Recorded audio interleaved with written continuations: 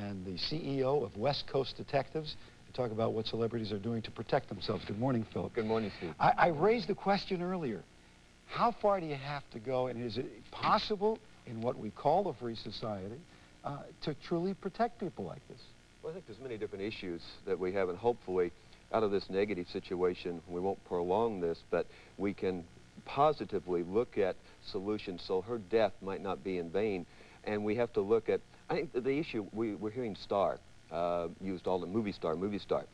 Unfortunately, probably 99% of the actresses in Hollywood cannot afford to have full-time security.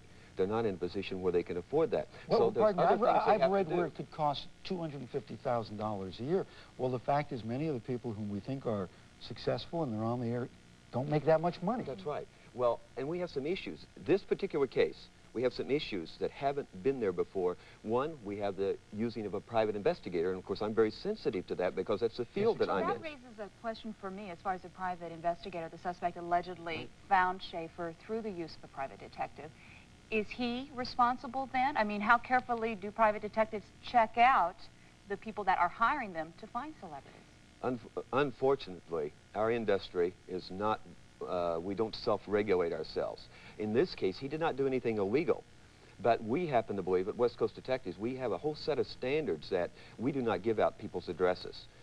We go through a whole set of procedures, and if we deem it's legitimate, then we would contact the person themselves that they're looking for and saying, do you know this person? Now, in this case, we have that's happened. I believe there's more than money here at stake. I, as a businessman, whether it's a private investigator, in this case, I have a duty and an obligation to the public, because I have access to information, to look beyond the money and say there's an ethic situation here. And if we don't police ourselves, what will happen? We'll find a government doing it for us. He went to a private investigator. Yes. Said he was what, an old friend? No, he said he was just looking for her and wanted to send her a present. Now, if this man, if you saw him on top, I haven't met him, but from what I've seen of his pictures, if he would have walked into our office, number one, the flags would have gone up, because this man looked like he had some problems. That would be the first sign that any of us in the private investigative field should look for.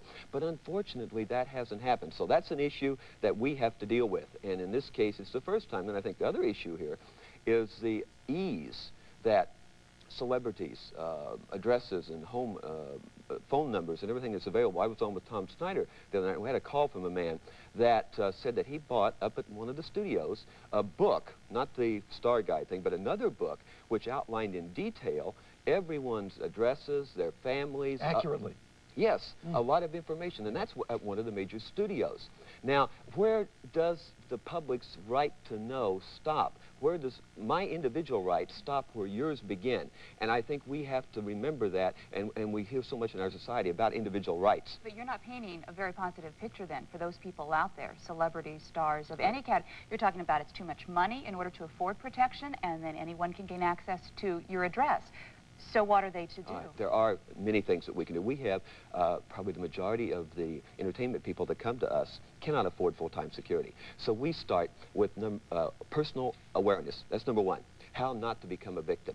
And we take them through things that sometimes we have them move into secure buildings. We secure their addresses, where you can block addresses, even from DMV. There's things that you can do.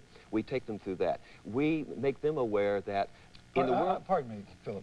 Blocking addresses. Is it true that one can go to the Department of Motor Vehicles and give a license number and get back for that information, the information about where somebody lives? For $1. For $1? So you can walk in without any reason. What is the philosophy behind this? That's interesting. It's the public's right to know. They say that is public information because, let's say someone should hit you in an accident on the freeway. Well, then why you have a shouldn't right to know. Have to demonstrate that somebody hit me in an accident? You're right. And I have real cause to know, rather than to pop in $1 and get the information. You're right. And this is coming up now in this issue because of this very area. But we take our clients through this area of self-awareness. Then also, one thing that we do is we work with the neighbors. We go into the neighborhood where our clients live and we talk to them. We explain what's at stake. The other tragedy of this is that a neighbor, in this case, and we're not taking shots here at these people, but pointed out, yes, she lives there. That's her apartment.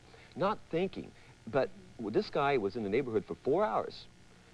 asking questions, showing her picture. Now, shouldn't that raise questions in our minds, any of us? But we're too busy. We don't that think. also be written off? This is Los Angeles. Strange people seem to be walking around all the time. It is not as unusual as it might be in other communities. Well, that's true, but we're too busy. We get involved with our own lives. These are some of the things that we do that you can protect yourself. And then we walk them through not going to doors. We do a whole lot of series of things we take the client through so that they can protect themselves.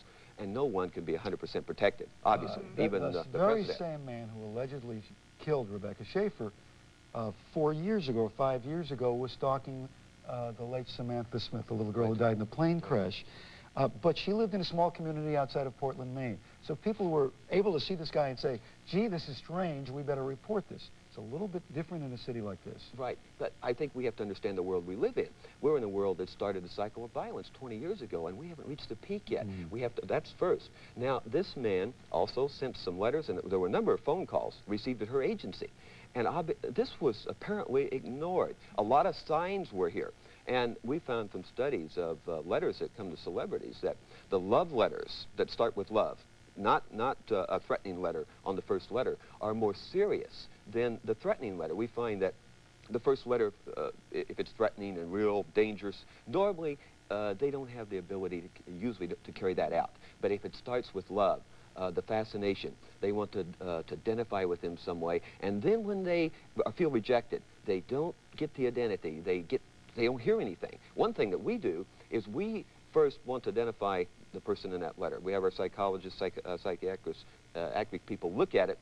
We want to say, who is this person? Find him, and then confront them. Oh, and confront him. Oh, yes. Yeah. Some people say, well, ignore them, they'll go away. No. Right. We find that if we confront them, then they will many times disappear, and that stops the problem right there. Let me tell you something that bothers me. We've been talking about this around the office. The victim suddenly becomes the subject of questions. What did he or she do wrong? Right. What did Rebecca do? Why did she open her door? Person should open his or her door in our world. Who knows? Maybe she was getting her newspaper. Maybe she was answering the door. Maybe he said he was somebody. Who knows what it's all about? But we get to the situation now where we put the responsibility on the victim, which isn't right. Well, that's true, but it's the world we live in. See, that's the situation. We have to realize I should not have to fear for my life. You shouldn't have to fear. And I'm in a very exposed area of things that I do, and I'm in some dangerous things, but I do not live in paranoia. I take precautions, though. I use common sense. But perhaps if we choose to be in a profession, whether it's a politician or a celebrity or in a high-profile position, if you choose to be in that position, perhaps you then sacrifice the comfort of being able to go through life easier. Maybe you have to then, along with that, assume that there may be someone out there at all times. That's right, and I think the assumption needs to be there, but not paranoia. I do not live in fear. And when we tell our clients they don't have to live in fear, what we want to give people is peace of mind. If you read the eulogy at Rebecca's funeral, the hardest, toughest guy would have had to weep.